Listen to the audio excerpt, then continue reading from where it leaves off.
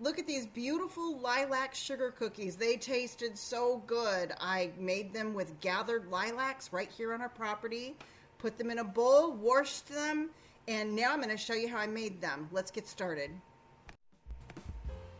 All right, so to this jar, I have added 2/3 cups of cleaned lilac flowers, and I'm doubled the recipe. So for a single recipe, just 1/3 of a cup, and I'm going to add in 2 cups sugar. Single recipe, you add in 1 cup sugar. So once you get that added in, you want to toss them real well to get them all coated. And just an extra info here, the longer you let the lilac flowers set in the sugar, the more infused the sugar is going to be with the lilac scent and flavor. So I actually let mine set for quite a while. And then once they set, you can see they were sitting in there for a bit. I put them into this strainer because I wanted to strain off the flowers when I made the cookies. I don't know, maybe you could not do that and just leave them in there and cook them. Okay, to this bowl, I have 2 cups of softened butter that I'm going to go ahead and get mixed up, and I'm going to be adding in, remember I doubled everything. So if you want to double the recipe, it makes about 3 dozen doubled. So to this 2 cups of softened butter, I'm going to add in a cup of the lilac sugar, and that's, the infused sugar that then I strained them out.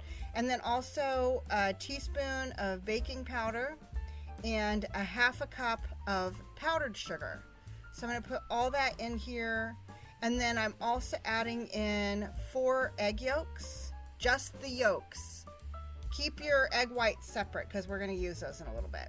So once I get all of this mixed up, then what you're going to see is I'm going to go ahead and add in the flour, and I'm going to be mixing into this about 4 cups of flour, and add it in a little bit at a time or what have you.